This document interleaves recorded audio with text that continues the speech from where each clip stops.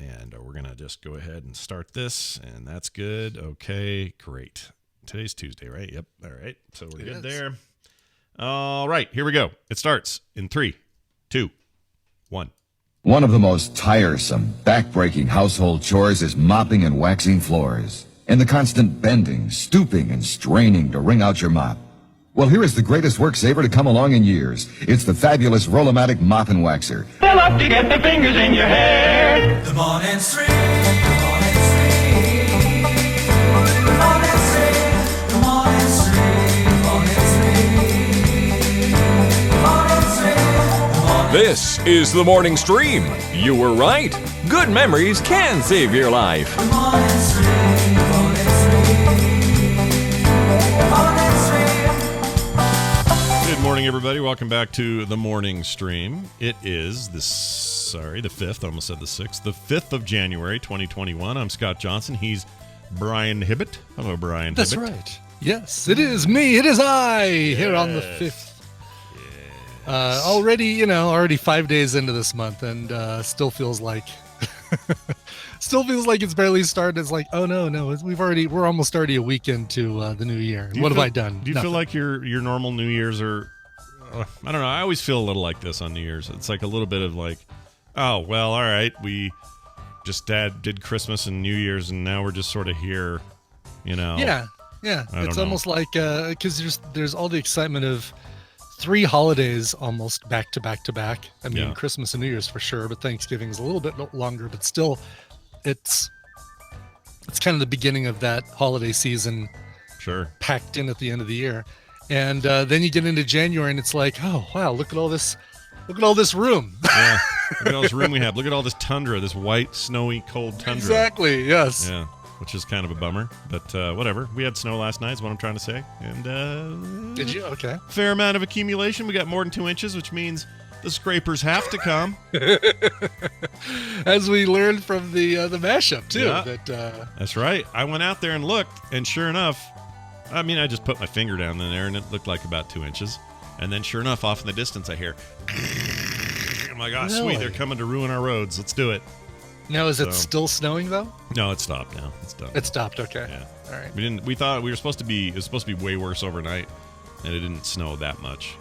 But it did stick a bit. And now it's like over 30, 32 degrees, which means, we're done. We're done for the day. It's just going to melt, and it'll be fine. It means when I pull my garbage cans in, they'll be all wet and gross, and really excited about that. So yeah, welcome to it, everybody. That's what we do on TMS. We talk about the weird things going The on. weather. In our All right. everyday Good. lives. Traffic. Yeah, traffic's next. No, what's really next is this. Speaking of last night and speaking about the neighborhood, I heard what I can only describe as a very loud verbal yelling match / argument coming from what I believe to be the Tesla neighbor. Okay? Oh. Who, as you know, we're on decent terms now. You're in good because- terms with, yes, Because right. a couple of winters ago, Nick and Kim, helped him get his Tesla out of the snow. And Right. that turned Yep, the that tables. that was the olive branch extended Yep. and used to scrape off a window. Yep. A Tesla window. They accepted that olive branch, and since then things have been okay. So that just means waves here and there. We had a sort of socially distant summer barbecue thing out in the back alley space. Oh, that's and, right. That's and right. we hung out with them and talked with them for a bit and all that. And so it's all been good. All but- right. So the question is, did it sound like it was outside, or you're not hearing it through, like from inside their house and then inside yours? Like, Oh it's yeah, not, definitely not. It it's was not a definitely fight outside. that's loud enough to pass through 2 houses in a city a city block, Yeah. city street. You're exactly right. It was definitely coming from outside. Like they were out Outside. either in the garage or near the car Okay. or just getting out of the car or something like that. I did hear a car door shut, so I assume they may have Oh. just pulled in or something. Ooh, could have been an argument of just pulled in. So yeah, it could be an argument of where have you been, Mm-hmm. or it could be an argument of that's it, I'm leaving. Bye. That's right. And just to give a timeline on this, That's the Tesla car it driving was away. really good. Yeah, it was good. It's like, I'm out of here. Exactly. So for some, just to give people a timestamp on this, we had our altercation with them with the dog poo in the yard thing back in 2015. It's been that long. So Oh wow. that was like 50 pounds ago for me. But anyway, I measure time. I measure time and weight now, Brian. It's how I do it. Yeah, that's about what it is. I can't help it. I was really skinny in 2015, and I'm not now. But anyway, so but we're all, everything's good. We're getting along. So this had nothing to do with us, which is nice. But as I'm laying there, I hear this yelling getting louder and louder, and it starts to get nasty. And I'm making out words, but not full sentences because it is still a little muffled. So what I'm hearing is like, "You dirty bitch," like this kind of stuff. And it was like, I could hear a female voice and a male voice. I'm pretty sure, again, right where it was there. So now I'm a little worried about our former enemies. That maybe there's a little bit of, I mean, clearly they're down for some volatility because they were in 2015 Sure. toward us. Sure. So maybe they're down for But now the volatility is coming from inside the house. Yeah, it's coming from inside the house. Yeah, so I don't, like we're now in this thought pattern of, do we do something nice for them? Do we not at all react, Yeah, do anything? I think you only engage if you happen to be outside and they're fighting, and even then I don't think you go, "Oh, do you guys want a casserole?" I don't know what.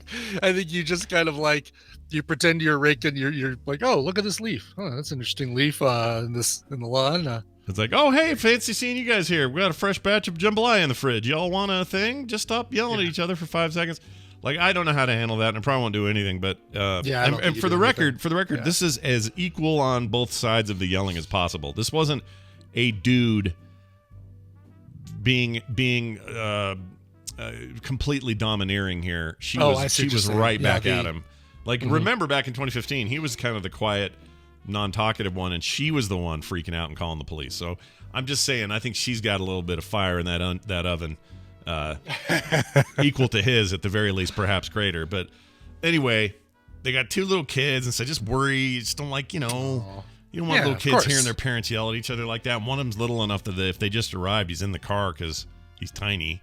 They're not leaving him at home. So I don't know. Maybe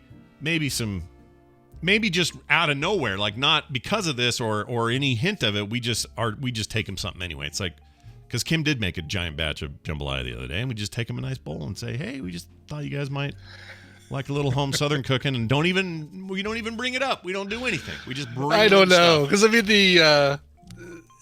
at least the impetus on your side is still because there was a fight. I think it's best just to let things cool off. All right. Yeah. I'll let it be. And when you're having arguments with somebody online, yeah, longtime collaborator, friend of the show, and friend in real life, and would Tesla Man bring you a snack box? I don't think he'd bring me anything anytime. So no, but I know what you're saying. I think it's it would be a hint, right? He'd bring it, and I'd know why he brought it. Because why else would he be here? Now, that's not necessarily true of Kim, because she's always giving everybody everything. So they may buy it from her, but if I showed up, they'd go, he must have heard our fight. Well, now has she, since the olive branch, has she taken them any? I made some extra jambalaya. We did a Christmas neighbor gift thing this year, and she took him that and gotcha. Okay. Gave him something else earlier in the year. Forgot what it was. So yeah, we're all right. So precedence has been set. Yeah, a little bit for the non-post row. Yeah, and Kim doesn't even know about it. She slept food delivery. She slept through this. I heard it, and she didn't hear it. So she doesn't even. I'm sure she would feel otherwise more motivated. I haven't even told her about it yet. But it was you just worry a little bit. I will say this about them. I do like that he owns like multiple Teslas, and I like that because I never hear them. They come home really late at night, and normally, if it was a big loud truck or something, I'd hear it go past that back side of the house every time if they did that. But instead, I don't hear anything. It's just like nothing. Yeah, like a little buzz sound that I can't even hear.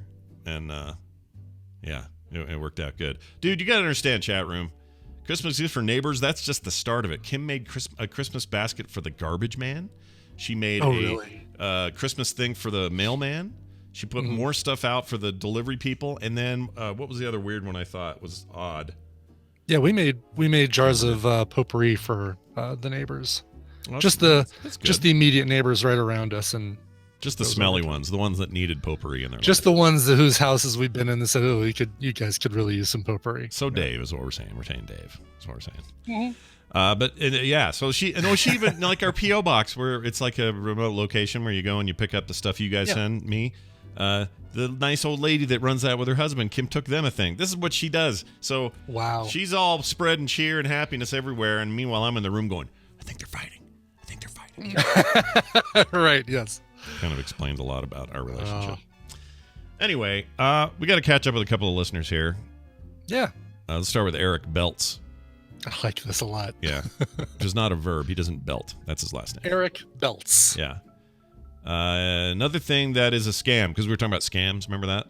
Mm-hmm. Things that are obvious scams that we expect as normal now is internships. Work for free with no guarantee of any advancement in your field. He's kind of not wrong. He's not wrong. I'm going to argue that you get real job experience in the field that you're wanting to go into. Yeah, you don't get a guarantee that you're going to have a job or any sort of growth afterwards, but you're getting actual experience that's not, all right, here's your class project. You're going to make a diorama. But do you, though? Because it seems like half the time when I worked at a company that had interns, they hired interns to get people lunch and coffee.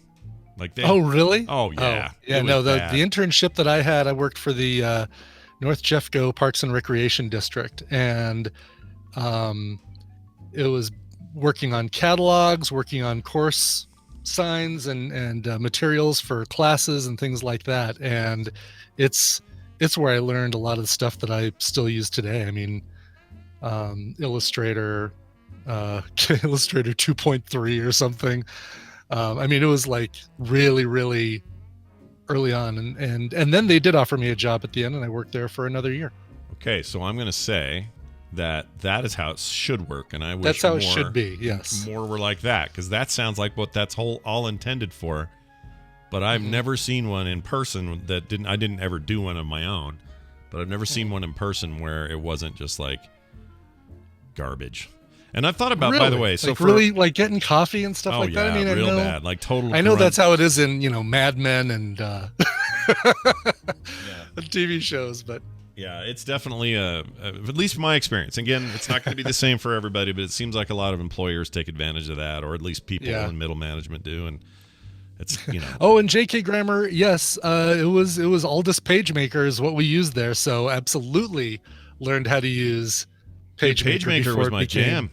That was my favorite thing on the planet. Freaking loved it. And then switched over to Cork Express when I went to US West to the phone company. PageMaker. I made an entire parts catalog for some like 600 cable parts out of PageMaker. Oh wow! Yeah, back in the day, that was a lot of fun. No, it wasn't. It was terrible. I hated it. But Quark was around after that, and then, of course, that was the big thing. And then along comes Adobe and says, what if we turned PageMaker that we bought from Aldous, and then we just converted it into this new thing, and now that's all anyone uses. So it's almost like back to using PageMaker in a weird way, because it works almost the same. Kind of is. Yeah, and freehand. Yeah, back then, Joe Guy Art, it wasn't Macromedia Freehand. It was Aldous. Aldous was the company, man. Aldous had PageMaker and Freehand. Yeah, people forget so much of what Adobe became, and Macromedia for that matter, which Adobe then absorbed and then took over as well. All that stuff started somewhere else. It's like they were early examples of like software acquisition growth. Adobe just acquired them all. And jammed them all together. I think even Photoshop wasn't theirs, right? Yeah, Photoshop was Photoshop was Pixel Paint, I think. Pixel Paint. And that was God, who made that? I'm gonna find it. Not Claris, but Claris had something else that we were using at the time. Photoshop original company. I'm gonna find. Yeah, this. I can't remember what it was. What was Claris? Oh, here we go. Just FileMaker? I could have sworn they had something besides Original authors: Thomas Knoll, John Knoll. Let's see. Oh, here it is. No, not Trialware. What is that? I can't find it. There's a history.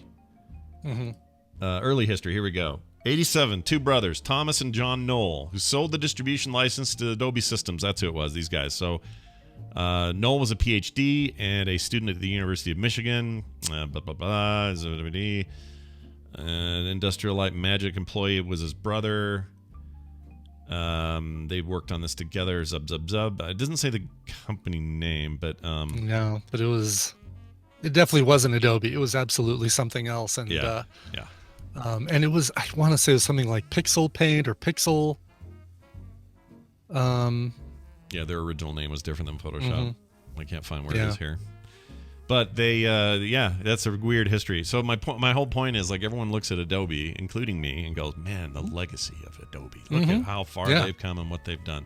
And I rely on them and love them. We are recording this show right now on software made by them. That's right. And I love it, but it's even that. Like, Audition was not, that was bought. They bought that from somebody else. Premiere was somebody else's, and they bought it. Like, I'm not sure, now that I think about it, they've ever made anything new. I don't know. What have they made? PageMaker was acquired. Yeah. Display. Was it called that? Maybe it was Display. But it was, I can't find the I name. don't remember it being called Display. I thought it was called Pixel Paint. And maybe I'm thinking of something else now if it's not Pixel Paint. Yeah. Or if it's not Photoshop. Anyway, there's I some don't fun know. graphic design history for you folks. I know you That's didn't right, tune in for it, exactly. but you got it anyway. And then this email from Leslie, Logan's mom. We know her. Oh, yeah. She's great. Miss seeing her at events. It was always good to see her. Yeah. And also every time we'd you did, it was see a- her at BlizzCon and we'd see her at Nerdtacular. and- Yeah, every BlizzCon, pretty much. And every time you'd see her, you'd go, oh, your son is 3 inches taller and speaks now. God, I know. Your I know, son it's is crazy. in college now and is pursuing a career in mathematics. Like, he's just growing up. Right, exactly. For I know our he's eyes. the CEO now of a Yeah. small cap investment firm. That's Yeah, he's- right. He was on the cover of Fast Company. All right. well, Right, exactly. Anyway, so what we got here is an email from her, and she says, I just wanted to say thanks for being so passionate about The West Wing. I was too young to appreciate it when it originally aired, but my husband and I recently started watching it together, and we love it. Right now, 2 p.m. on a Tuesday, December 15th, we are watching it together on our 13th wedding anniversary. It's such a nice show to take our mind off the chaos going on in the world. Thanks again, Leslie, Logan's mom. Well, let me just put it out there that I've seen that series, I don't even know now. It's like 10 times or something. Really? You've gone through it that many times? I Jeez. love that show. Love it, love Yeah. it, love it. I I mean, need if I'm asked to pick, the top shows of all time, it's in the top 3. Like, it's just so good. And you should watch all of it, Ryan. But anyway, we watched the first episode, liked it, and I don't know why we didn't continue with it. I think we just felt like it was so daunting and we wanted like a quick 12 to 24 episode thing to just get it through. is a beast, right? Because that's network television, really good quality network television in 1999, but network television doing your 24 episode season. And you're being asked to watch what, 6 of those? 7? Yes, right. That's a lot. It is a lot. But Yeah, we so good. Ugh, so good. paused our Utopia UK viewing. It was my recommendal last week, but we had to pause it. Just like, all right, we need something else. That's also really heavy stuff. I mean, it's like watching Mr. Robot and Devs. It's like you can't stop thinking about it once you've turned it off. You'll And, dream about it. That's what think makes about it good, but that's also what makes it intense. That's what I liked about Devs. Is Devs was like, I'm done with this thing, and I'm thinking about it constantly, and I loved every second of it. But I don't have another 6 seasons I have to stare down. Yeah. I wish there was more of that. Anyway, the thing I wanted to say is it's been on Netflix for ages. Like, that's where it's lived for. It feels like 10 years or something. Yeah. Maybe not quite that, but anyway, it's been there for a long, long time. It just moved to HBO Max, I believe. Oh, HBO Max. Okay. I Good. think. Hold on. West Wing. Let me just see if that's right, so I don't tell people. The West Wing. Oh, there it is. West Wing, HBO Max. That is correct. They Okay, own the cool. Warner. It's a Warner production, so they own it. Anyway, that's over there now, so I'm just saying don't let that fool you or scare you, or if you have HBO, then there's no problem, but I'm telling you it's worth it even just to sub or get your free month and binge watch that show. It's the best All thing right. Aaron As Sorkin soon as we ever finish made. Cobra Kai 3, we're going to we'll pick back up on West Wing. And you know what's fun about it? One of my favorite things about it, we're always talking about like Star Wars connection or Star Trek connections on Film Sack and crossover stuff here on the show. That show is like the perfect example of everyone you've ever known do anything is at some point is Right. on the West Wing. Every character actor, yes, They had a all stint do on it. there. Like John Goodman Yeah. plays this a really memorable conservative Speaker of the House that has to temporarily take over the White House or take over the role of president for reasons that you'll see. It's just great. It's great. It's cool. Yeah, Nick Offerman plays a total hippie, which at the time was crazy because he's this tree-hugging activist, and at the time we were watching him on Parks and Rec, and he couldn't have been more opposite of that. It was really good. Yeah. It's very, very good. And The American President's fine, J.K. Grammer, and I know that's Aaron Sorkin, but it wasn't the format for what he wanted to do. The West Wing absolutely is. So people should You know watch what it. else is on HBO Max now? What's that, Brian? Landed on January 1st. Mad Max Beyond Thunderdome. Film Sack! Why aren't we doing that? Are we doing that? We should. Be I doing don't that. know. We need to do that. Yeah, move it up. Whatever we got, whatever dumb freaking thing is it there now? Let's move that off and let's put that there in its place. Let's push Almost Famous off another week. Really take somebody off in our group. one particular individual. That's right. Yeah, no. The problem is we got Cliffhanger. We can't push off Cliffhanger or Sunshine. So I will put it. I'll put it after those. Put it after But Sunshine. That's a great run. Cliffhanger, Sunshine, then that. Oh man. Then Mad Max Beyond Thunderdome. It's not too close. Before or since regular Mad Max original flavor. Oh no, I don't think so. In fact, I they don't were think so. skipping Road Warrior for no reason, but skipping that entirely to what is arguably the well. I mean, you and I both agree. One is groundbreaking for its time and its budget and everything else, but one's not the good one. Like it's the one where you went, "Oh, George Miller, you got something to say, do you?" And then we would see what he has to say. Road Warrior is amazing. It's no Fury Road, but it's great. And then Thunderdome was a weird dip. It was like, okay, well, all right, that's Tina Turner. That's okay, I guess. But she's Right. sort of doing her thing. And we got Who Runs Bartertown, which is a great thing everyone remembers. But kind of the core story's not the best. And then Fury Road changed everything and made everything better. So I'm just saying, Thunderdome feels like the one we should film sack, and we're stupid that it's not happened yet. So Well, it's 5 days on HBO Max, so it just landed there. let's do it. And now it's in our list, and I'm ready. we're doing My it right body is before ready. the Towering Inferno. Yeah, I'm ready. Let's do it. All right, well done. Man, I like when Brian manages the list. It's a good list. And Brian's in there. All right, let's get to something we haven't been able to do for days. I know. Yeah. Feels like last year since we've done the news. Yeah, I feel like it's time. So let's do it. Time for the news, brought to you by. Don't forget to check out Scott's interview with Paul Lee, also known as Mr. Kim on Kim's Convenience, and Captain Carson Teva on The Mandalorian. Some great insight was to be heard, and you can hear it.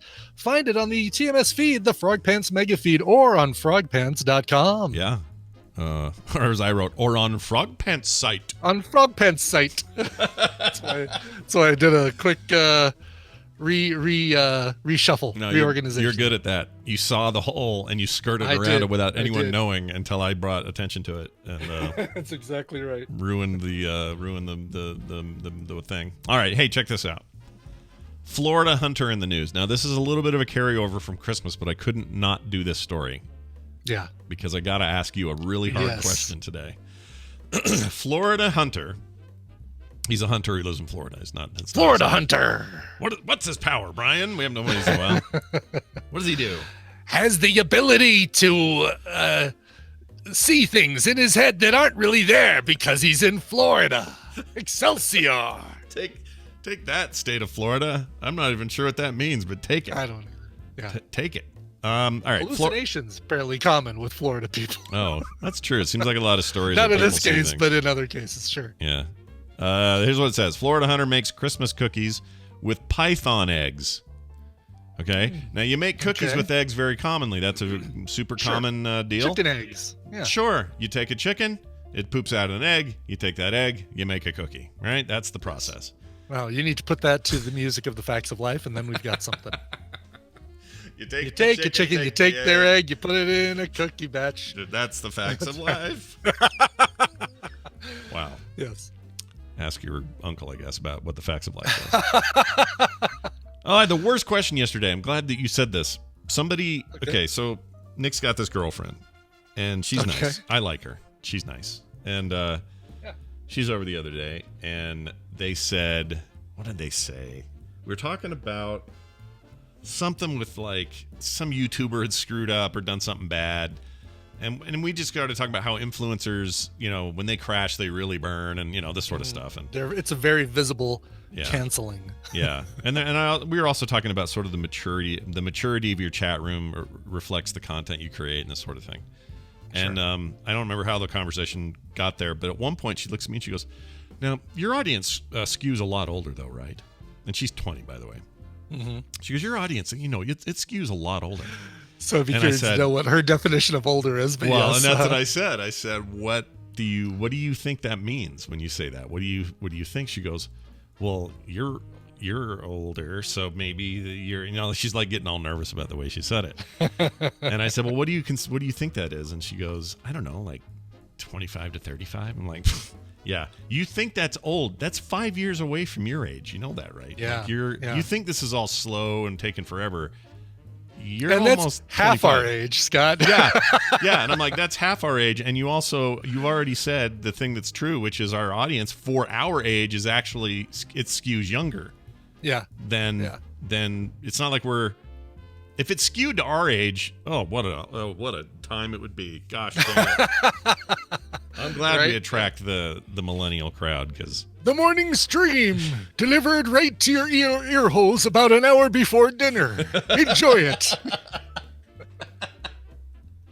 the buffet closes at noon.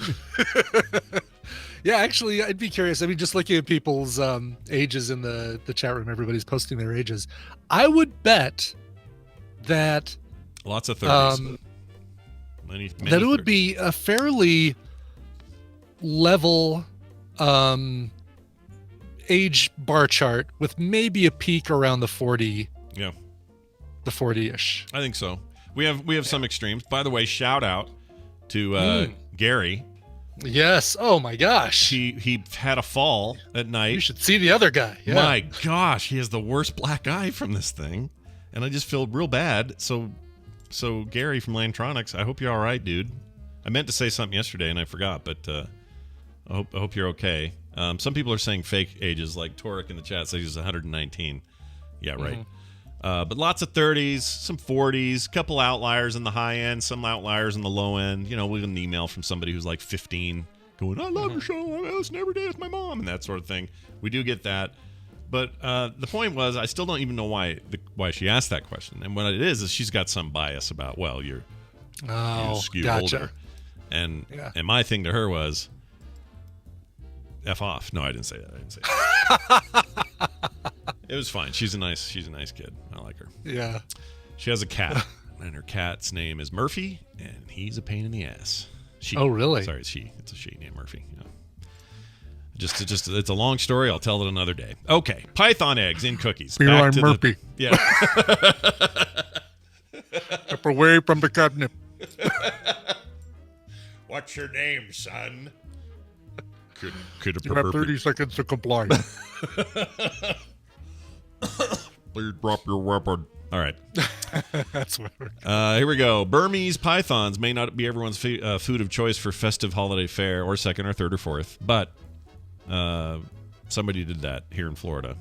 Python Hunter has been experimenting with some foodstuffs that others have dubbed chicken of the glades, making meals, snacks, and even sweets that could give the holidays that distinctive southern flavor. You want some python jerky, a plate of constrictor and grits before breakfast? Some of that sound good to you? Snake yolk dough in your in your cookies? So,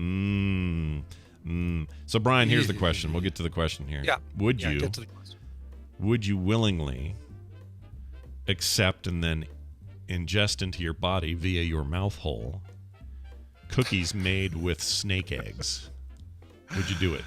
I don't know if I could, because I feel like eggs are already a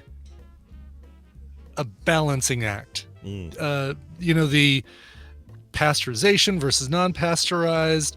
You get actual chicken eggs from a friend who has a farm, and they tell you don't refrigerate these, but then if they go like one day over the number of days that you're supposed to eat them, then it feels like eggs are already on that teeter-totter of safety. Yeah. And I'm reading in here that there's high mercury levels, which is a really big turnoff. Ooh.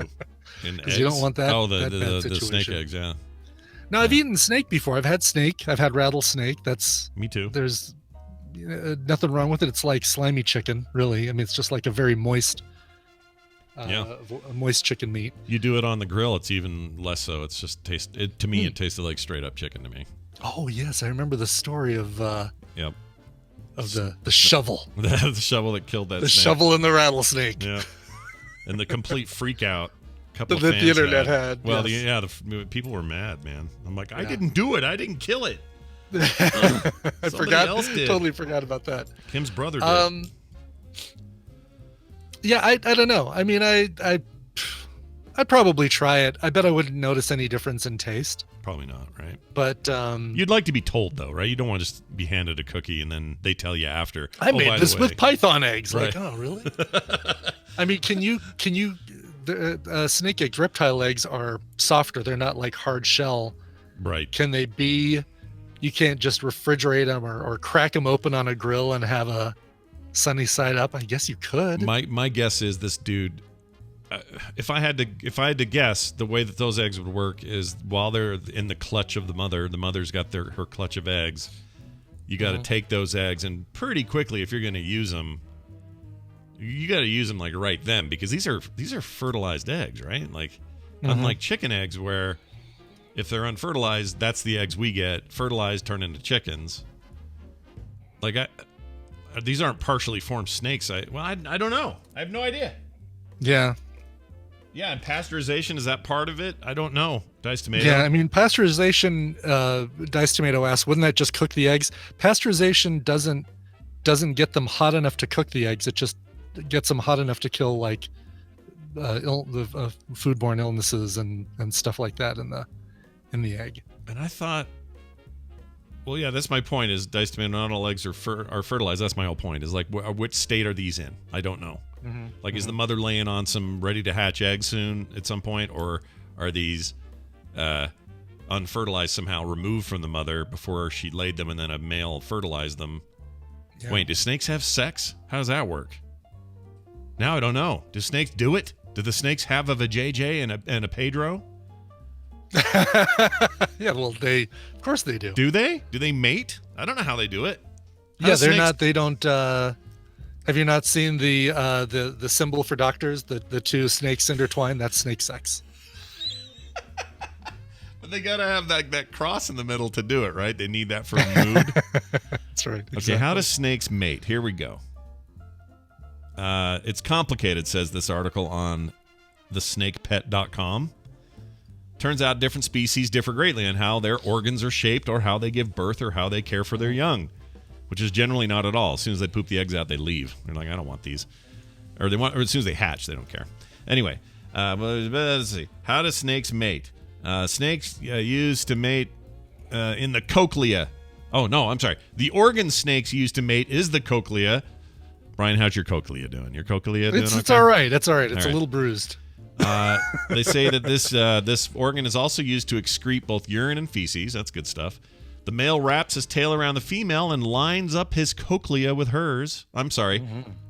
Cochlea. Cloaca. Cloaca? Well, anyway, they both have a cochlea, cochlea, whatever it is. Let's see. All the males try to climb on top Yeah, of the the cochlea females. is in their ear. this is a different thing. Cloaca. Yeah, if your Cloaca. snake is lining his cochlea with your cochlea, you're in trouble. Okay. Let's see. Obviously, this means no visible difference between the sexes. Okay, well. So when those eggs come out, they are fertilized eggs. Those are eggs ready to birth. Cloaca. Cloaca? Cloaca. Okay. Those are fertilized, ready to go eggs. So you're eating snake eggs for real. You're not just eating... You're eating snake eggs. Yeah. Right. Those were going to be Oh, snakes. right. They are already fertilized. I see what you're saying. Yes. By the way, BioCow in this entire time Yeah. has pulled the chat, grabbed all the ages and averaged them. Yeah. 39.5 is Oh, the wow.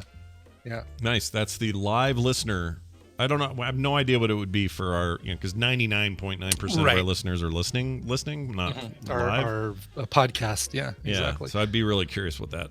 But I'd still like to see how flat is that line, or is it like a really sharp peak at around 40, or is it like, I would guess it's a lot smoother. And has it grown with us? Like, were they an average of 29 10 years ago when the show was a year in? I'll bet it was, yeah. I'll bet, because we've kept and held on to a lot of listeners who probably were, Yeah. Yeah. They were obviously 10 years younger 10 years ago. So Clergac says only the live listeners count, and I would say to her, only if you say it in your cool accent. Only the live listeners count. They're the only ones that count. Haven't you heard? Oh my lord. Anyway, don't eat. I guess what I'm saying is I would not eat it because mercury levels and foodborne illnesses are a problem. Yeah, So I'm don't not into it. Thanks. Nope. I don't think I'll do it. All right, Yes. here's a cool story. This proves that the ancient Pompeians needed snacks as much as we do. Where'd it go? Okay. There it is. Exceptionally well-preserved snack bar unearthed in Pompeii. They said Saturday they had discovered a frescoed thermopolium or fast food counter in the exceptional state of preservation in Pompeii. Researchers won a $1 million grant to unlock the secrets. Oh, that's a different thing. Ignore that. The ornate snack bar, decorated with polychrome patterns and frozen by volcanic ash, was partially exhumed last year, but the archaeologists extended work on the site to reveal it in its full glory. This thing was buried in ash and pumice when a nearby Mount Vesuvius erupted in AD 79. This killed 2,000 to 15,000 people at the time. That's a Wow. big range, You isn't can't it? really call it a snack bar because all they sold was Caesar salad. Yeah, I see what you did. The Pompeii connection and all that. Thank I you very like much. that. Thank you. Yes. Talk about foodborne illnesses there in your Pompeii salad. And egg. It says, let's see, it was at the intersection of Silver Wedding Street and Alley of Balconies. It was an Roma-era equivalent of a fast food snack stall. In the latest stage of their work, they've uncovered a number of still life scenes, including depictions of animals believed to have been on this menu, so the kind of stuff you could have gotten there. Notably, mallard ducks and a rooster for serving with wine or hot beverages. They got interesting new information about the eruption itself from this, so that's all cool. The team found duck bone fragments as well as remains of pigs, goats, fish, and snails in earthenware pots. Some of the ingredients have been cooked together rather than prepared separately as a Roman-era paella. Crushed fava beans used to modify the taste of wine were found at the bottom of one jar. It sounds like this thing... And like, inexplicably, Dippin' Dots. Yeah, it's Dippin' really Dots, weird, weird, that right? they had Dippin' Dots. Yeah. It really was the ice cream of the future. yeah. They just had regular Doritos then, so... Right? No Cool Ranch. No Flamin' Hot. Chat, here's a picture of it. Isn't that cool? That's like... It's just kind of cool to think of those are little, little heater pots. Probably had a fire underneath. That's funny. Kept I'm that trying to stuff come up warm. with any sort of like snack bar food. Yeah, those are their little what do they call those metal pans that Yeah, what are they? They have a name in yeah. Oh my gosh, I used to know those. Used to have to deal with those when I worked at Taco Bell and stuff. It's pretty rad because I don't know, that humanizes the era for me. It makes me go, oh yeah, of course. There's always been a need for people out in public, and they got to eat, and there's a place to eat, and it's it's no different than us talking about taco trucks or Chafing whatever. dishes, yeah. That's Yeah, it. I like that. Anyway, the reason it was so well preserved is Apparently, that Vesuvius eruption was fast and furious. They had to get out of there, and this was preserved in that lava or ash at the time, which is why there's like remnants of like foodstuffs and things in there. Can even somewhere in there is Nero fiddling. Yeah. Is preserved in ash. So Devil went down to Georgia just to see what he could see. Yes, that's right. Yes. Is that what he was doing? I mean, I wouldn't be surprised. Brian's always surprising me with who the original singer is, and that something was a cover. So maybe I've been wrong all these years. Maybe it was Nero was the original Yeah. Charlie Daniels. It's amazing. The ancient Pompeian. Except Georgia at the time was like a whole like Eastern European country, and not. You know. Oh, that Georgia. Sure, the devil Yeah. went down to that Georgia. Yeah, I went to that Georgia to see what he could see. Yeah. Right. Speaking of which, Jury's there. I wonder if we're talking to him today. I haven't actually confirmed. Oh, he's in Georgia. He's in Russia? What? He's in the former Georgia. He's in our Republic? Georgia. He's in Oh, hotly good point. contested Yeah, he's there for the runoff. runoff. Yeah, so I don't. The jury I mean, ran down to Georgia. He did. He was looking for a vote to steal. A vote to steal. Look and see if he texted me. We'll play it by ear. I just forgot to ask him. Yeah. Oh, there he is. He's in the chat room. He says, "You are." In Oh, other words, good. we are gonna get jury today. Excellent. Yay! Good. I'm really glad to hear that because I want Live, to know. like man on the street. Yeah, literally. The most politically charged street in America today. For sure. I think. Anyway, we'll see when we get him in here. All right. Check out this story about a gravedigger accused of stealing gold teeth from corpses. Oh, man. This will get you every time. Is he putting those in cookies? I mean, why wouldn't you? Gravedigger accused of stealing gold teeth from corpses as Bavarian police have raided a cemetery worker's home, discovered 11 gold teeth in one ring allegedly taken from dead bodies in the city of Würzburg. In their main graveyard there, the man is accused of disturbing the dead. We're distributing the dead. Distributing the dead. I mean, that's kind of what he's Without a doing. license. Yeah. Let me tell you. When My guy used to go to those jam band concerts all the time. He got in trouble for distributing the dead. making bootleg copies of their music, selling it on the street.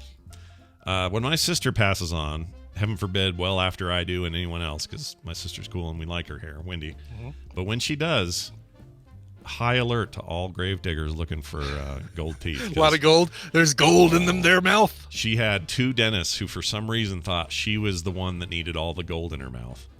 She's got like, I don't know, 5 to 8 gold fillings or something. It's like a borderline Bond villain. I know. That's what I used to tell her. And she also, she ate a lot of candy when she was a kid, so that's the reason. But she's never had any problems with these fillings. And I also have a gold crown up in my upper right that I got when I was 20 something. And that thing's never budged, had an issue, x-rayed funny. Gold really is like the best teeth thing. Like, that's why they call it the gold standard, right? Oh, is it really? I may have made that up. That would make sense. I might have that made phrase. I might have made it up. I'm not sure. Not made it up, but I've heard that before. It may not be true. It might be one of those things. Hiker says nope. It's not why they call Okay. it gold standard. It's probably not. It's Darn, like I really wanted that to be the etymology of that phrase. it's kind of like how everyone thinks crude oil is from dead dinosaurs, but it's not. It's from like algae and like organic material from It's plants. nature's compressed compost. Yeah. But when I was younger, people would say all the time, "Oh yeah, all that oil's from the dinosaurs. Eventually, we're going to run out of dinosaur corpses to extract oil from."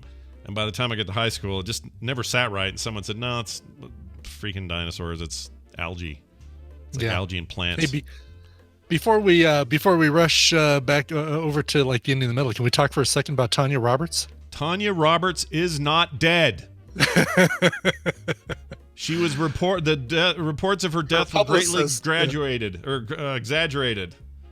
What ended up happening with that? Did you follow up on it? Because we were all it was told she basically was her dead. publicist. The quote that I saw, which was the weirdest, was she was laying in the hospital bed. She closed her eyes. Publicist said, "She's dead." Okay. Beep, beep, beep, beep, beep, beep, beep, beep, Twitter. Beep, beep, beep, beep, beep, beep, beep, beep, the Hollywood Reporter. Beep, beep, Variety. Beep, beep, beep, beep, beep. Wow.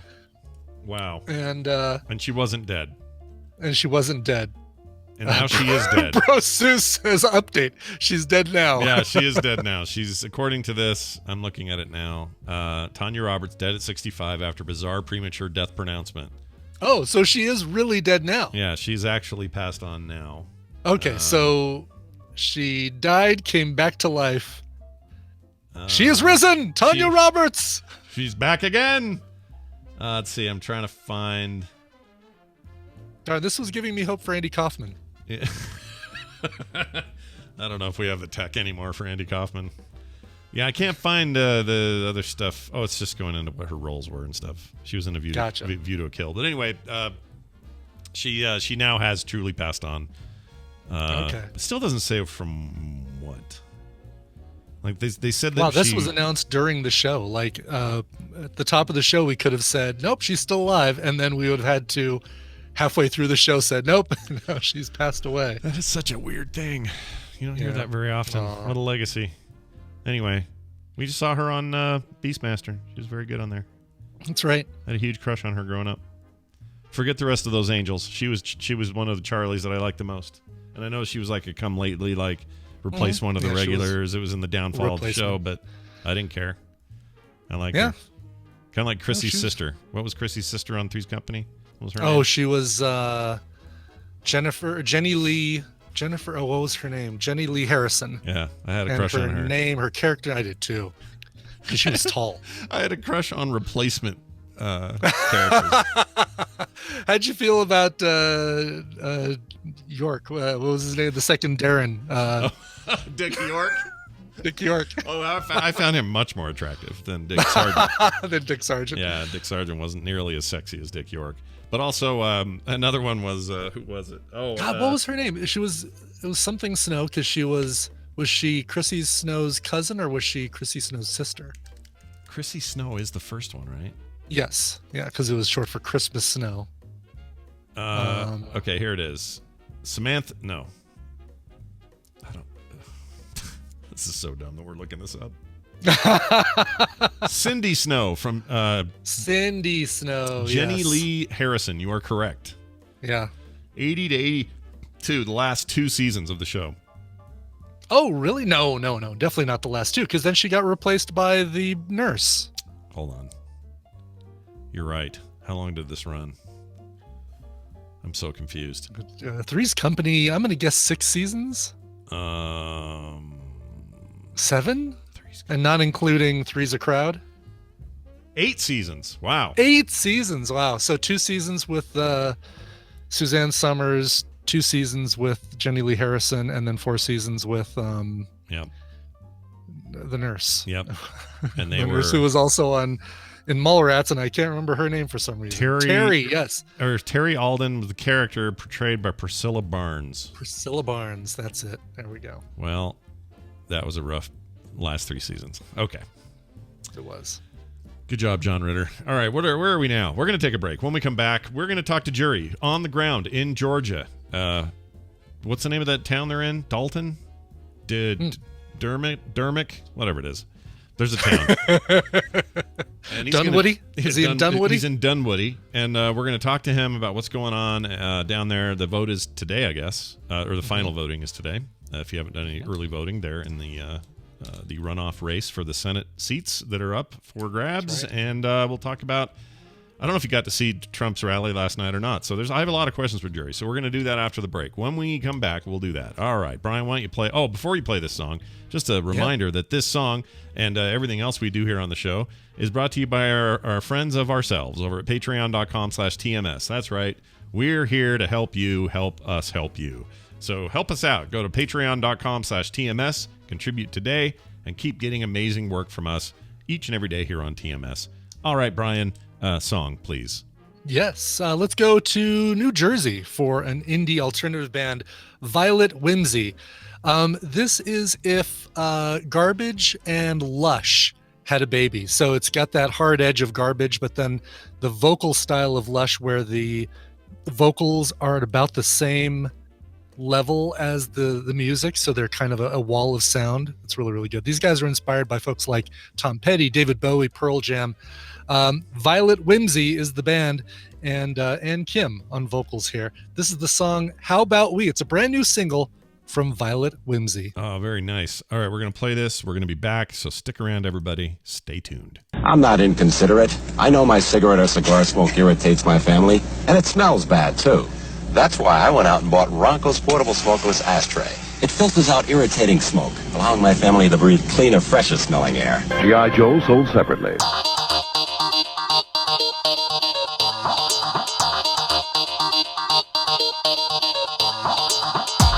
This is the morning stream. Look, we just want the money. You guys can walk away. We won't kill you.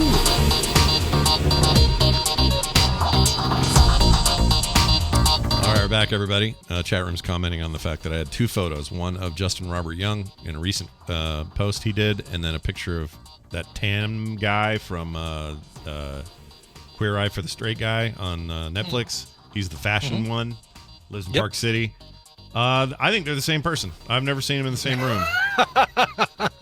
They must be. Yeah. Oh, now I got Tan France. Now I got to go look him up and Here, see. I'll put these two in here so you can get an idea. Put it right under Heineken. Yeah, I'll put it over. Isn't that weird? It's a little weird. It's mostly the hair. It's the hair. Yeah, exactly. It's put a big old beard on Tan. Let's see. Let's see what we get. Although Justin looks pretty shaved up, probably for mask reasons. Yeah, but Tan looks like a Nickelodeon character. A little bit, yeah. What it is. Yeah. All right. Well, let's find. Let's waste no more time and do this. These are their stories. Oh, I'm terrible with names. Justin Robert Young joining us from a hotel somewhere in Georgia. I forget the town that you guys are in. Ramada Inn in Fulton County. That's right. Looking good there, Hollywood. How are you? What's going on? Oh, I'm in Atlanta. I didn't stay the night in Dalton. I got the hell out of there. Oh. In fact, I left before Trump was done talking because it was a literal 2-lane road and there were thousands of people and I'd been on the road all day. So I was like, man, I'm gonna have to pull all this audio from YouTube anyway. Yeah. Exit stage Yeah. left. So you were at the thing then, the rally then? I was. Yeah. I was in the media freak show pen, and it was fun as always to be there with a bunch of terrified news reporters from New York and Los Angeles, all desperately trying not to get COVID. I see. And that, I was going to ask you that. I guess probably the most masked up zone in the whole place is probably the press area, I would assume. Yeah. I would say it was about 30% mask usage there. It was all outdoors. It was at an airfield, a regional airport in Dalton, Georgia, which for those of you who are not familiar with the northern Georgia layout is about an hour and 45 minutes from Atlanta and about 45 minutes from Chattanooga, Tennessee. So it's closer to the Tennessee line. Okay, that makes sense. I guess I knew you were going down there, but I wasn't sure that the rally was going to be a part of this. The interesting thing about that rally, or at least what I'm hearing in the aftermath of it, because I didn't watch it, was that it was supposed to be a rally for the two candidates in the runoff, but ended up not being. Hardly anything was said about them other than I guess she came out and introduced him or something. Or give us the lowdown. No. It was a rally for the runoff today. Okay. This is one of those things that just nobody really cares about. We care about the results of the runoff. Yeah. But in terms of news value, everybody was there because Trump was there. Yeah. Everybody's there because Trump's going to say whatever Trump's going to say. So that's always going to get the coverage. He was up there and he talked a lot about how everybody needed to go out and vote for Kelly Loeffler and David Perdue, but that's not going to get covered because, he says a bunch of other wild stuff and that's what gets covered. Yeah, that's a good point. I follow someone on Twitter who said his first words were, "Hello, Georgia." There's no way we lost Georgia. Yeah, it was the very first words. First words out of his mouth. There's no way we lost Georgia because it was a hot crowd. I will also say that this is the most theatrical president we might ever have, and indeed, if we have somebody that is more theatrical than President Trump, it's going to involve lasers and dancers. Yeah, He comes in on Marine One. So ever since the campaign, Tulsa, really, the last rally that I went and covered, he doesn't do stuff indoors. He does stuff outside at airports. And part of what he does is he either comes in on Air Force One, or in this case, he came in on Marine One, and makes a big show of it. Literally parks the plane or the helicopter behind the stage, walks out, does the speech, gets back on his helicopter, his plane, and they take off and leave. So I have never been there for one of those events, but it is all theatrically staged out. You see all the other helicopters come in to be part of it. Then they have a sound effect that is meant to sound like the pilot on Marine One saying, like, Marine One, final approach. Is that true? That's crazy. Like, whoa! Wow. They play Fortunate Son. And so it's like, Marine One does a flyover of the crowd. Yeah. So it's like now, like, this is on my Instagram story if you guys want to see it. And then he lands. It's ladies and gentlemen, the President of the United States of America. And then, proud to be an American. He comes out. And that's so everybody is, it's cold as hell. There's a couple thousand people in a random ass airfield in a literal 2-lane town in North Georgia on a Monday night. Yeah. So people are about as hot as you can be in that scenario. And he's like, no way we lost Georgia, which is part of his thing. You know, this is what his argument is that,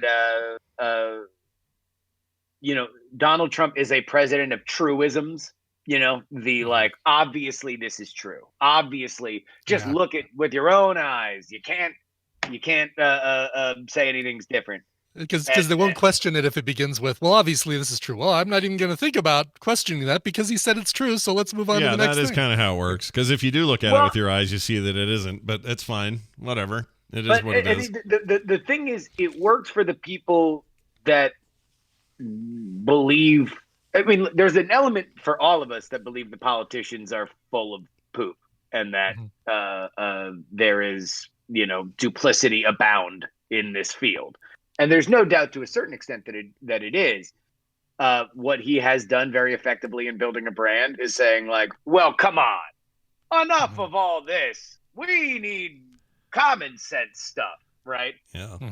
And that's what he eats on. That's what he lives on. And now it has brought us to this bizarre moment in time where, as part of her speech. Now, by the way, David Perdue, the other person who's running for Senate, did not appear. He was slated to appear.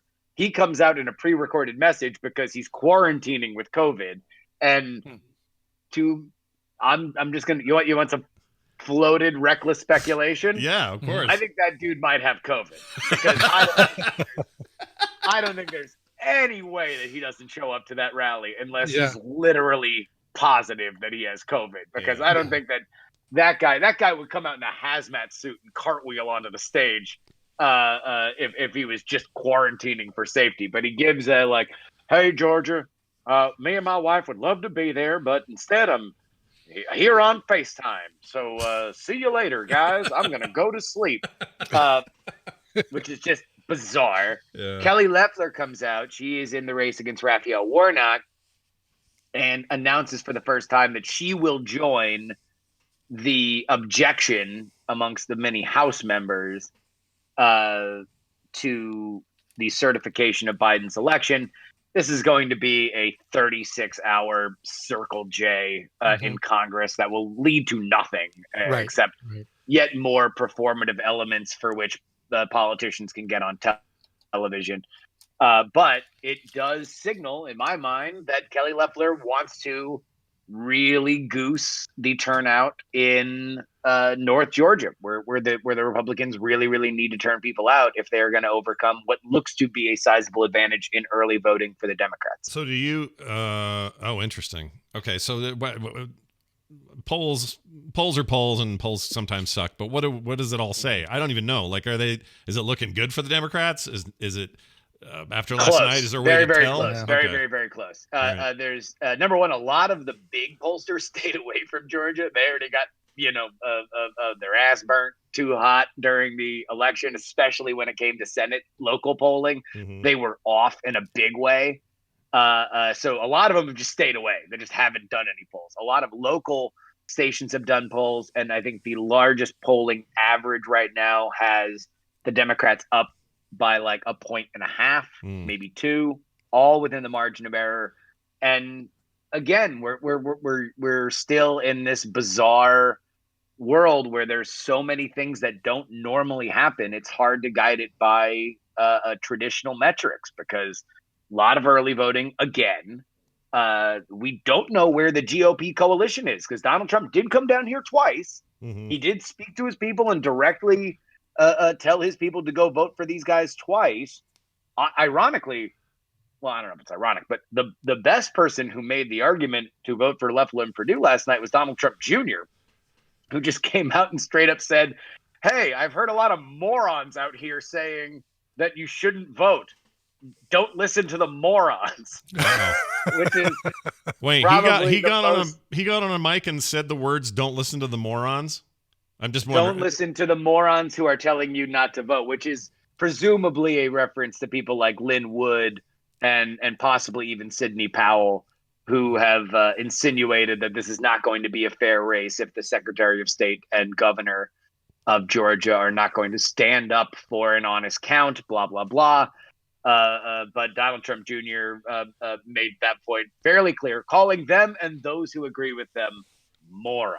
Right. Okay. If let's ask this question: if the Democrats get one or both of these seats, they need both seats to take a. Democrats need both seats to flip the Senate. Then again, it seems very unlikely that there would be a split because if you're going to go vote for one party, who's gonna be like, I don't know, I really like this person, but I don't like this person when they're all running on the identical issues. Yeah. So, all right. So if okay, let's say they win and they do flip it. Democrats. The Democrats. What do you think will be the strategy / response from the GOP, either there or nationally? Like what is that message now? Like, is it? We've been robbed again. The Georgia Republican Party is in total disarray. Like they are basically going to have to deal with the aftermath of a food fight after everybody leaves. They're going to have a governor that's very unpopular within his own party, a Secretary of State who's looked at as a Benedict Arnold within many members of his own party. Trump came out last night and said, you are going to see me in a year and a half campaigning against your governor because he's an a-hole.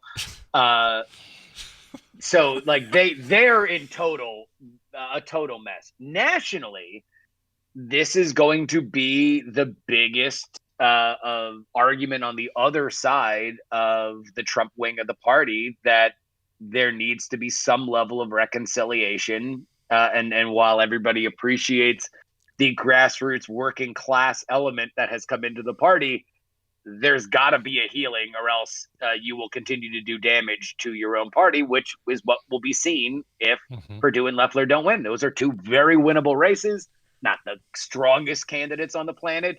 Kelly Loeffler looks like somebody who was called into the bottom of the ninth in the World Series from the crowd, who hasn't thrown a baseball since she was in middle school. She's got this terrified look in her eyes. I was at a rally 2 days ago where there may have been 30 people there, and she ran through her speech as if it was going to bite her if she didn't finish it within 10 minutes. Even last night in what was a moment that should have been a slam dunk, she should have sauntered up to the podium and milked the crowd for everything it was worth when she was announcing that she was going to fight for Donald Trump in the House, quote unquote. She ran through that. She was just like, "Hi, Georgia, I have an announcement. I'm going to object. Bye." And it's just like, like the Poochie animation still, just like, was pulled out of frame. Wow.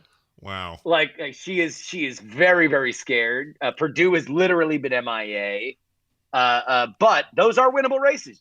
Republicans are supposed to win runoffs in Georgia. That's just the law of the land. If that doesn't happen, there's going to be a lot of soul searching on exactly how to reconcile warring factions within the GOP. Yeah, it's going to be interesting.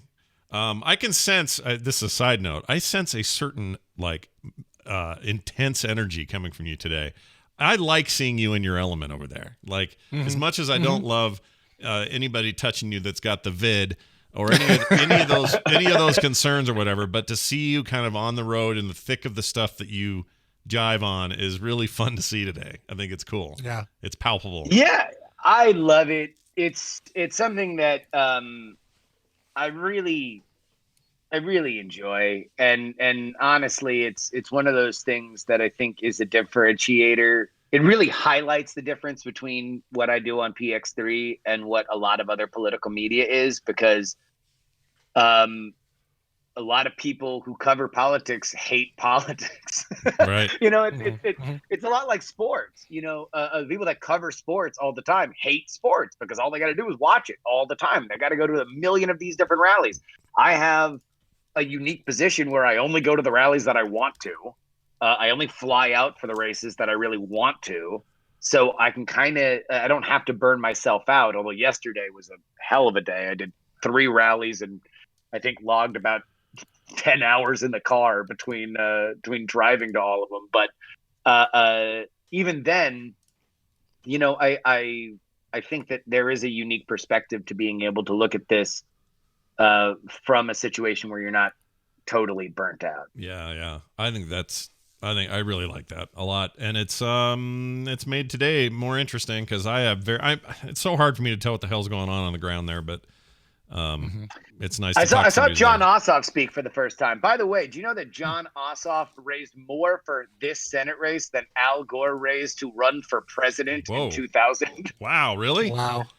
So wait, is that a adjusted for inflation kind of thing, or is that just like raw money? It's just how contentious this, the last year has been in politics. Yeah. How many? God, yeah. Yeah, it's just I mean, between all 4 candidates, they damn near raised $500 million. But yeah, no, it even adjusted for inflation, it's like $20 million off or something like that. It is a crazy amount of money. That they've raised that much money because they can't give away merch fast enough. They have tote bags and masks and buttons and signs, and they are just like, whatever. Like if you walk up to their merch table, they're like, "You want to take stuff?" And they're like, "Oh, do you need?" No. Like, I want a mask. How about 20? They literally get it the hell off their hands. And I'd never seen John Ossoff speak. I'd gotten the sense that he's a bit of an empty suit from just watching him. And it was an interesting experience seeing him speak yesterday because he sounds so much like Obama. Oh, really? Like in the way that a tribute band sounds a lot like a band. Really? Okay. So like on one hand, it's like you listen to him and he's like, "Listen, I'm John Ossoff. I'm just an original regular guy, folks." Like, and you're like, "Oh, come on, learn your own song." But then like he does lines. He does like Obama lines where he's like, "Look how far we've come, Georgia. Now on the ballot, the standard bearers is the young Jewish son of an immigrant." And it's like that's an exact Obama line, but he does it so well that like a tribute band, you're like, "Oh, like the solo to Purple Rain. Good for you." Yeah. That's interesting. I'm gonna seek him out today and kind of listen to him because I guess I never have. But yeah. All right. I unfortunately didn't get to see Raphael Warnock, who I think is the most natural of all the 4 speakers because he is the reverend at Martin Luther King's old church, Ebenezer Baptist. So obviously he is no shrinking violet when it comes to public speaking. But unfortunately, I had to get to, my schedule, and he was running a little late, so all right. Couldn't see him. Finally, you have to answer an accusation. What do you say about these charges that you are the fashion guy on Queer Eye for the Straight Guy on Netflix? That tan guy. What do you I wish say I to had that jawline. That man has I think that we certainly are going for a bit of a similar vibe, and we are graying in the same pattern. Yeah.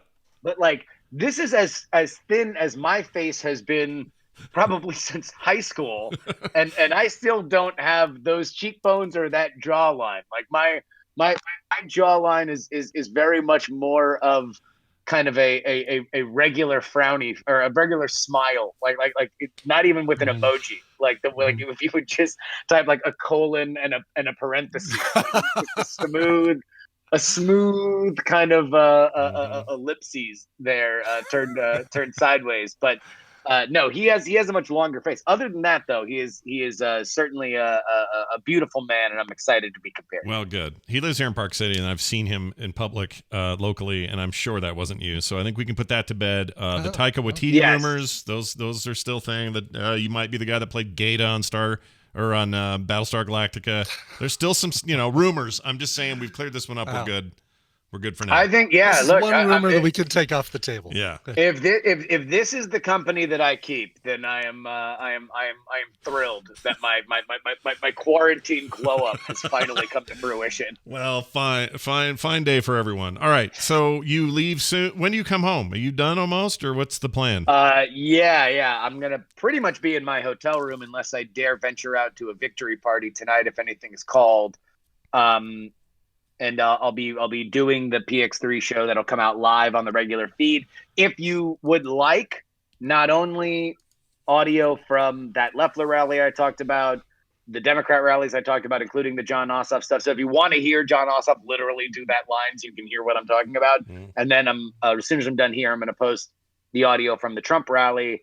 Go ahead and get on takepoliticsseriously.com, join at the $3 level, and you'll get access to all those. And then tomorrow will be more thoughts, larger meta thoughts, hopefully in context of the results that come out possibly tonight, if somebody concedes tonight. But who knows? Because even if the Republicans are up, especially with what happened on November 3rd, you wouldn't imagine that the Democrats would concede. If the Democrats are up, then the Republicans might concede. But Yeah. Well, I wish today would sort of be over so we could do the analytical part, because I hate the part leading up to it. But whatever, I'm going to try to ignore it until it happens. All I'll say is, if you are rooting on either side, think about other stuff today. Yeah. Like the don't torture yourself. Like, if you're going to torture yourself, at least torture yourself with the bouncing needles tonight when there's actual votes that come in. Don't torture yourself with the early turnout stuff. Like, that's always a very, very blurry picture that only starts to sharpen as soon as things are officially reported. And you can very easily gaslight yourself into thinking that this is going to be an absolute blowout. I think it will be close. And I always bet on historical trends over anything that's happening in the moment. And if that's the case, then I would bet that the Republicans win, because the Republicans almost always win runoffs. But you never know. I do think it's going to be close either way. Yeah. Tune in and check it out. It's Justin Robert Young, Justin R. Young on Twitter, of course, where you'll get the latest and the greatest. You can always follow his stories and stuff on Instagram. And I think you're doing them on Facebook. TakePoliticsSeriously.com. Get on that $3 level. Take it easy, man. Be safe. No Rona. We'll see you later. No Rona. No Rona. Zero Rona allowed. I say the jury will now retire from Georgia. I say. Dang it. The jury will now retire. Why do I forget every time? What is that about? I don't know. All right. Because I do it for you, so there's no penalty. You're like my weird alarm clock on that thing, but you always remember. All right. That's it for the show today. That doesn't mean we're done, though, because tomorrow a new show will happen. That's right. Yeah. Tom, Nicole, Brian Dunaway. Yeah. Some game that I'm developing. I have no idea what to expect, but I've been loving these, so that's coming. Yeah. And then what else we got tomorrow? We got all sorts of stuff, so come tune in and be a part of it. Recommendals tomorrow? Oh, yeah, recommendals. I got a good one. Yeah, I'm curious. Are you going to talk about the thing that you said you were watching? I don't know yet. I don't know. I kind of had the same hesitation you did, and I don't know if I want to recommend it or not. But, maybe we'll bring it up jointly. Aspects of it I really like. Yeah, we'll bring it up. We'll bring it up jointly and discuss that, because there are things to like and there are things to not like. And scratch your head over. I just don't know where I'm land on it yet. I don't know. So it's been a tricky thing. I will say I think Kaylee Cuoco is a national treasure, and she's really good at her job. Yeah, I'm Coco for Kaylee Cuoco Puffs. Yeah. Those are her boobs. Her puffs. Well, okay. Hey, I went there. You didn't go there. I went there. I did, yeah. All right. What else? That's it. That's the show. Frogpants.com/TMS is our website. You're looking to request songs or just find us in general or look at old shows or whatever. There's an old archive feed there for every episode we've ever done. We're at 2045 now, 2045 episodes. If you're looking for all the old ones, they're there. You can find out what we were like in 2014 or 15 or 12 or 11. That's up to you, but it's all there at frogpants.com/TMS. The morning stream at gmail.com is our email address. Please send your thoughts, your feelings, your responses, all that stuff there. And as always, you can follow us on Twitter. Brian's at Coverville. I'm at Scott Johnson. The show is at Morning Stream. All right, Brian, we should play a song to take it out today. Okay. Let's do this one from Tyler, who wrote in and said, "Hi, Scott and Brian. I'm a little late with my request this year, so if you can't do it on December 18th, no problem." Well, clearly, I didn't do it on December 18th. But we're patrons, so a PM request will work as well. It's my wife Anna's birthday, gamer girl Anna, on December 18th. As you know, we're longtime fans of you guys, and we've made many great friends in the Frog Pants community in our many trips to Nerdtacular. This year has really made us appreciate those times even more. Anna is a huge Beatles fan, so for her birthday, can you play a cover of Good Day, Sunshine? It's her favorite. If you don't have a cover of that one, another song off Revolver would work. Thanks for keeping us sane this year. Here's to a better 2021 and stay safe. Okay, we have to do this. Happy birthday to you. There you go. Happy birthday. It's the worst. It's just the worst. It's so bad. This is a version of Good Day Sunshine that came from a 2006 album called Revolver. Revolver. VAH instead of VER at the end. Revolver. Mm-hmm. This is by a band called Hideki. And I've probably got a good couple dozen versions of Good Day Sunshine in my library. This one went in a different place than the others, and I really like it. So here's Hideki, Good Day Sunshine. See you guys tomorrow on another episode of TMS. This show is part of the Frog Pants Network. Frog Pants Network. Get more shows like this at frogpants.com. Oh, okay. Wow. Okay. I did that blindly, and now I regret doing that.